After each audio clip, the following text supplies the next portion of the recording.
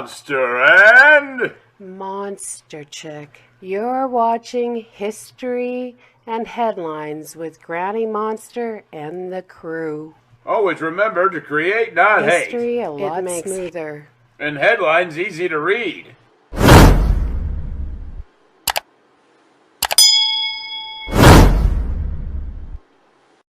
This story is from the Suffolk Gazette, and it was suggested by Big Gaz. Seagull rips off man's testicles as he sunbathes naked. Oh, sorry, that was just testicle, singular. The seagull ripped off just one of two. A rogue seagull ripped off a man's right testicle as he sunbathed naked in his backyard, it has emerged.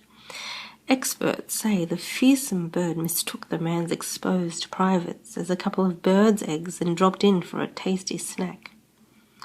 As the man, who has not been named, dozed on his patio in his detached home near Ipswich, the seagull swooped from the sky and with one bite of its beak ripped away the right testicle. In gripping scenes that could have been written by a copywriter, he woke screaming in agony and saw the bird flying away with one of his crown jewels wedged in its yellow beak.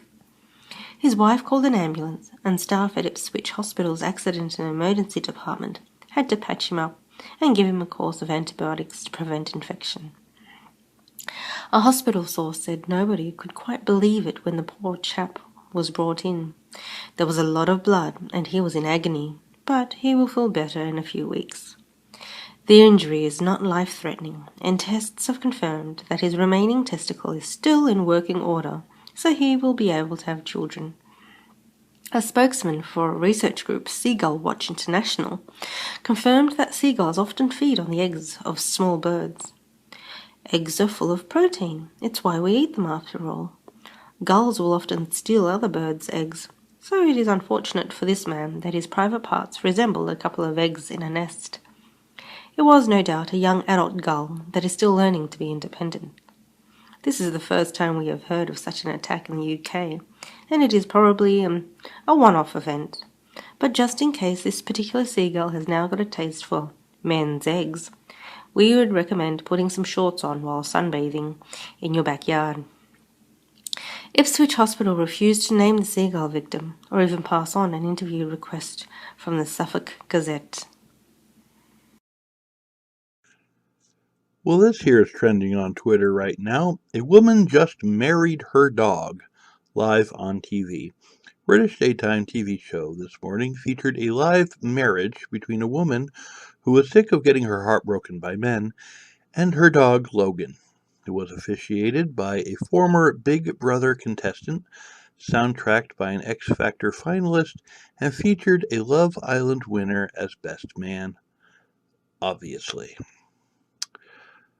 What's this world coming to? Anyway, being that this is trending on Twitter, let's see what some of the Twitter comments are. Sophie says, a woman just married a dog live on TV. Yes, I'm in shock too. Leah Kirkham, Andy Abrams is singing as a woman marries a dog, with Alison Hammond officiating, and Kem from Love Island acting as best man. I think that's enough TV for me today. Oh dear. Meanwhile, on daytime TV, oh dear. His stag night was a good laugh.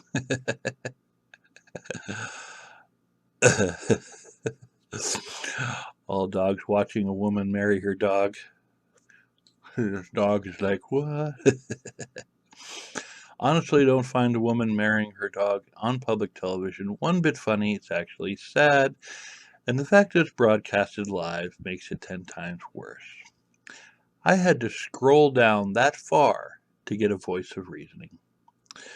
Either that was a terrible joke, like generally one of the worst attempts at humor I've ever seen, or this morning are exploiting mental health issues from a show that has done so much to promote and help the cause.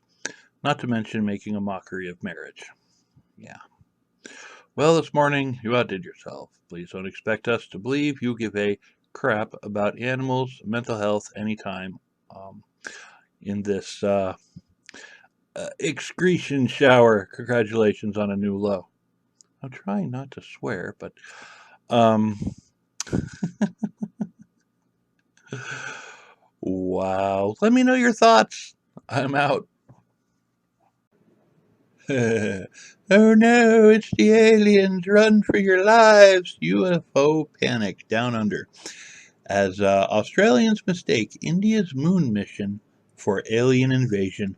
I guess India kind of aimed the rocket towards Australia when it was going up or something. Hundreds of Australians wondered if they were witnessing the arrival of alien invaders after mysterious lights were spotted in the sky over Queensland and Northern Territories on Monday. Shaina Royes spotted a strange light over the Julia Creek Caravan Park in northwest Queensland when she was at dinner with about 160 other people. It was quite bright, unusual light with a tail on it. It was traveling northeast, and we watched it for probably 2 or 3 minutes before it faded out, she told a local news outlet, ABC Northwest. We had no idea what it was. It was really unusual. ABC shared a photograph taken by Royes on its Facebook page, asking its followers if they had spotted any peculiar lights in the skies. This prompted dozens more Australians to respond with their own potential UFO sightings from that night.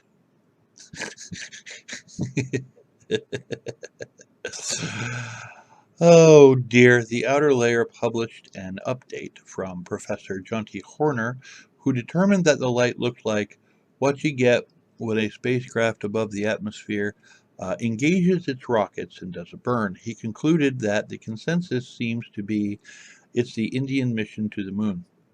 The time frame certainly makes sense, as India's Chandrayaan-2 successfully launched on Monday at about 7:30 p.m. Australian time. Yeah, then there's that.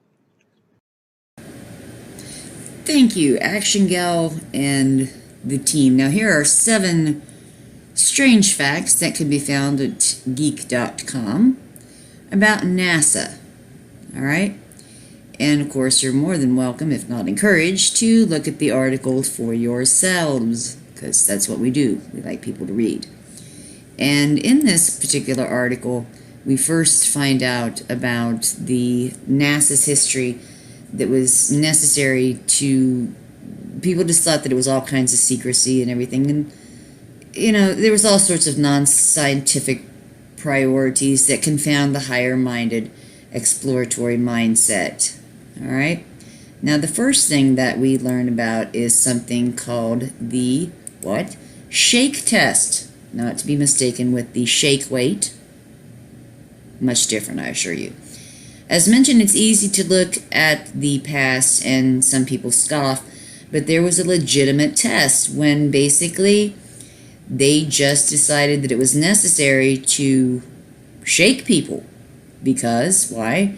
Just the violent shaking of the wind was enough to scare the early engineers in NASA. So they created a shake test, get a bunch of guys together, grab them, and shake them around. If something falls off, fix it. So it didn't happen anymore. That might sound silly, but it was the way that it worked. Okay? And then, of course, we go on to something about the gold foil, right? NASA very often comes under attack for spending a lot of money. And with so many driven, brilliant individuals, so few of them were underly concerned about the necessary money that was being spent. But gold was actually something that needed to be in our space program because of the Earth's atmosphere. It wouldn't tarnish, it wouldn't oxidize, and there was just so many things that it was actually cheaper to use gold than it would have been some other material. Okay? Now, animals in zero gravity. Take a look at the image here, all right? And it was called the guy just kind of walking up the wall. and his blood distribution and natural sense of direction were just way out of whack. All right. So they had put a huge variety of different animals into space. They'd sent up frogs, birds, mammals, insects, fish, and everything in between. I like the punchline from geek.com. They said, I'm sure if they'd had enough time, they would have eventually sent a platypus up. I can't write that joke that well. So thank you, geek.com. Okay? And NASA and the military. Many people don't know this, but as the U.S. was just starting to push into future tech, all right, a lot of people looked more at the NASA for a military distribution than a scientific one, all right? And they actually looked at NASA as a way for delivering bombs and rockets, not astronauts. And the agency was, for a time, quite happy to oblige. If there was one thing soldiers know, it's how to get and stay funded. I'm going to leave that there, but you're welcome to read the article. Now, one thing here that I really wanted to touch on was the space pin never happened. Okay? The famous space pin, the one that cost NASA millions and millions of dollars, while the Soviets were happy to work with pencils, right? You have to understand that the reason that they made this pin, and it did not actually cost millions of dollars. If NASA wanted to make a pin to use in zero gravity, I assure you it would not cost millions of dollars. And the reason they wanted a zero gravity pin was because lead, when you're writing with a lead pencil or graphite, if you will, those flecks of graphite can actually get into the electronics and works inside of the spaceship. So no, not a good idea. And then the last thing we're going to touch on here, which is probably my personal favorite, was NASA pays people to do nothing. Of all the criticism you could level at your average astronaut, laziness is not one of them. Most of them have PhDs and are impeccable record flight persons, pilots and researchers. And they have all of them have to be in top physical condition. Even so, the confines of space are and were going to be very restrictive. Just as they put a lot of different animals up into space, it is necessary for NASA to take a look at the physical effect of inactivity. If they're going to send people all the way to Mars and hopefully back, that's why NASA has to spend a lot of time training people to do nothing. Literally. Okay, I hope you've enjoyed this section of History and Headlines with ActionGal and her team.